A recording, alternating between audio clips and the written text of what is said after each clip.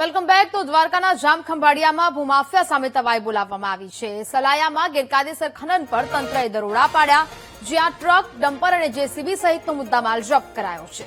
સરકારી જમીનમાં જેસીબી અને ટ્રેક્ટર વડે ખનન ચાલતું હતું। નદીના કોઝવેના પટમાં ગેરકાયદેસર રેતી ખનન ચાલી રહ્યું હતું। પોલીસની કડક કાર્યવાહીથી ખનીજ માફિયાઓમાં ફફડાટ ફેલાયો છે। તો હાલ તંત્ર દ્વારા કાર્યવાહી છે તે કરવામાં આવી। સરકારી જમીનમાં ગેરકાયદેસર ખનન ચાલી રહ્યું હતું, જેના આધારે આ દરોડા પાડવામાં આવ્યા અને ગેરકાયદેસર રેતી ખનન કરનારાઓ સામે હવે તંત્ર દ્વારા લાલ આંખ કરવામાં આવી છે।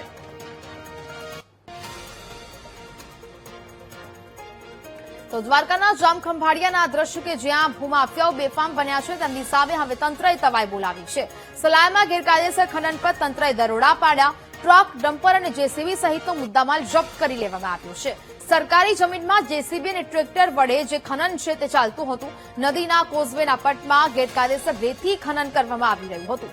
પોલીસે દરોડા પાડીને કડક કાર્યવાહી કરી છે, જેને કારણે ખનીજ માફિયાઓમાં ફફડાટ ફેલાયો છે।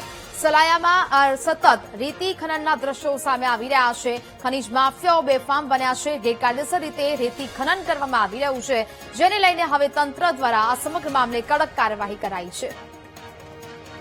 સંવાદદાતા હિરેન ફોન લાઈન પર જોડાયા છે। હિરેન, દ્વારકાના જામખંભાળિયામાં ભૂમાફિયાઓ સામે તવાઈ બોલાવવામાં આવી છે, શું કાર્યવાહી થઈ રહી છે?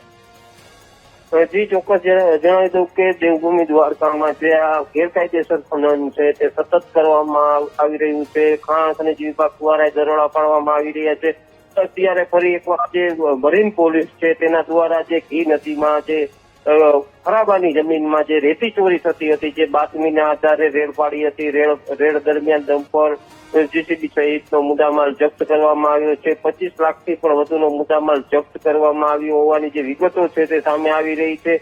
પરંતુ જે કાર્યવાહી તંત્ર દ્વારા કરવામાં આવે છે, પરંતુ હજી સુધી જે નક્કર કાર્યવાહી થવી જોઈએ તે હજી સુધી કરવામાં નથી આવી રહી, કારણ કે જે ભૂમાફિયાઓ છે તે સતત ખનન કરી રહ્યા છે। તંત્ર દ્વારા કાર્યવાહી ક્યાંક ને ક્યાંક કાળ પર જ કરવામાં આવતી હોય તેવું લાગી રહ્યું છે। જી બિલકુલ હિરેન, જાણકારી બદલ આભાર।